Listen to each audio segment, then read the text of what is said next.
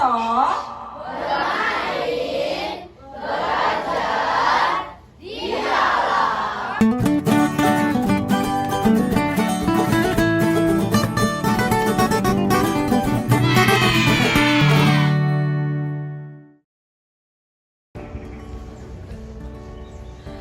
Oke, belajar IPAS kan di sekolah ya.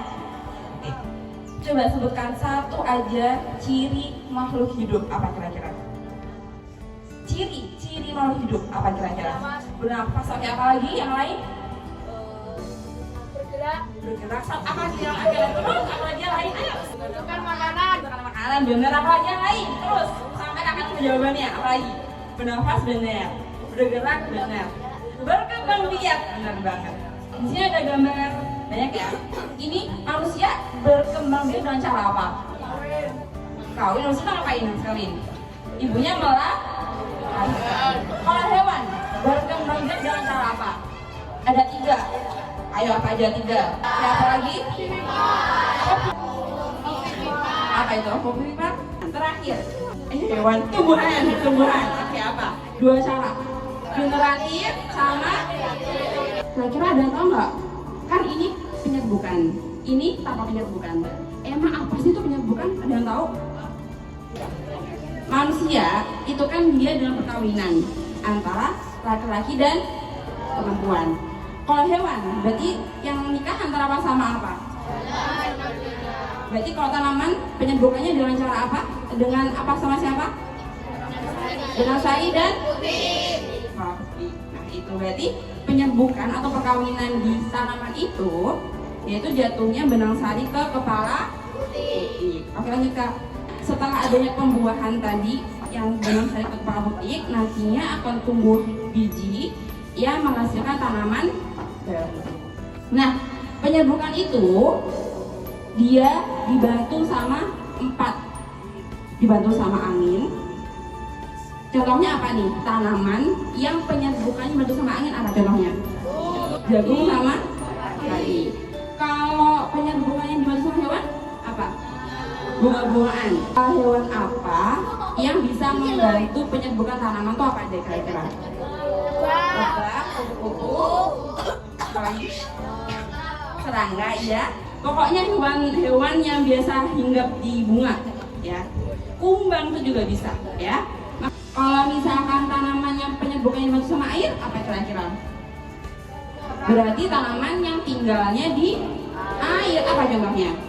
Jenis ini ya, alga atau ganggang ya. Terakhir, penyerbukan dibantu sama manusia, contohnya ada apa ini kira-kira? Ini bunga apa kira-kira ya, ada tahu nggak? Melon. Jadi melon itu dia penyerbukan dibantu sama manusia ya, melon sama cabai. Oke, tadi kan generatif, yaitu perkembangbiakan tanaman dengan penyerbukan atau perkawinan ya. Kalau vegetatif itu berarti perkembangbiakan tanaman tanpa proses penyerbukan. Nah, vegetatif dibagi jadi berapa? Oke, kalau alami berarti dia dibantu sama alam, gitu ya. Contohnya ada alami itu contohnya ada umbi lapis ya, kayak bawang bombay, bawang merah, itu kan dia tinggal dalam tanah. Nah itu dia nggak perlu penyerbukan. Terus ada gambar ini apa kira-kira, gambar apa ini? Ubi jalar, kentang, itu juga dia vegetatif alami ya. Lanjut Kak. Nah kalau buatan berarti perkembangbiakan tanaman dibantu manusia. Oke, kira-kira ada tahu nggak apa aja contoh vegetatif buatan? Cangkok, apa lagi yang lain? Stek, apa lagi? Operasi, apa lagi? Merunduk, oke. Nah benar, stek, menyambung atau mengenten, operasi atau menempel, dan cangkok. Tapi sebenarnya ada lagi ya selain ini cara perkembangbiakan vegetatif buatan. Tapi karena kita mau belajar cangkok, jadi kita hari ini khusus belajar yang cangkok aja. Nah, cangkok itu dia bisa diterapkan di tanaman dikotil atau berkambium. Coba kira-kira cangkok bisa diterapkan di tanaman berkotil, dikotil atau berkambium. Kira-kira apa? Berarti apa nih pohon yang bisa dicangkok? Jambu. Apa lagi? Mangga. Apa lagi? Jeruk. Apa lagi?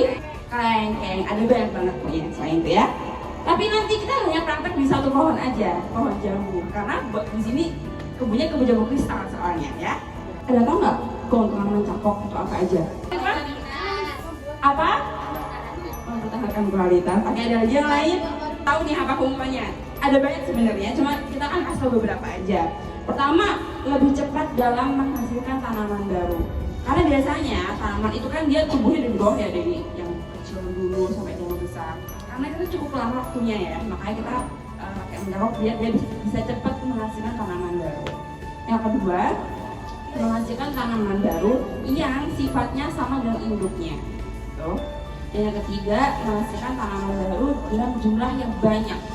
Udah banyak, prosesnya cepat, hasilnya sama kayak induknya, ya.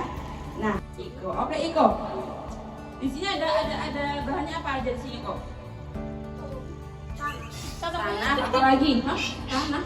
Masa itu tanah? Coba dibaca apa tulisannya. Bisa bacanya kokopit ya, kokopit. Apa lagi? Coba. Ini kokopitnya ya. Terus kedua apa lagi di situ kok? Batang jambu. Yang mana batang jambunya? Oke. Terus apa lagi kok di situ kok? Yang mana hormon perangsang akarnya kok? Diambil di mana kok? Nah, ini hormon perangsang akar. Mana pisaunya? Ya. Raffi. Ada yang tahu nggak, Kak, kenapa sih kok nyakonya pakai kokopit nggak pakai tanah? Kenapa kira-kira? Oke, jadi kokopit adalah dia dari serabut kelapa. Nah, kenapa sih mencakok itu pakai kokopit? Karena kokopit itu dia bisa menjaga tanaman tetap lembab. Ini karena dia bisa menjaga kelembapan, dia nggak perlu disiram. Jadi teman-teman kalau sudah mencangkok nggak perlu disiram lagi, karena di sini dia udah bisa menjaga air dalamnya, gitu. Nah, langsung praktek aja lah kalau gitu ya. Nah, jadi pilih batang yang jangan terlalu muda, tapi yang udah agak tua gitu ya. Kayak gini contohnya ya, yang udah agak tua gitu. Kelihatan nggak? Ya. Nah, nanti teman-teman kupas kulitnya, tapi jangan di pas ininya ya, di antara kedua ini, kedua mata ya. Oke, jadi kakak ambil ya. Jadi kalian ini mungkin 2-3 cm lah, mungkin 2 atau 3 tangan lah ya. Jari maksudnya. Nah, kalau sudah nanti ya dikupas. Perhatikan arah mengupasnya ya, jangan ke arah tangannya. Nah, ini tunggu sampai dia kering dulu. Nanti kalau sudah, terus kasih apa lagi dari sini? Kopi. Pelan-pelan ya, pelan-pelan, jangan sampai kena tangan, hati-hati nanti ya. Oke. Dia masih lembab ya, udah ada airnya dia. Karena hitam, kalau misalkan yang ini ya udah kering, udah ada airnya ya.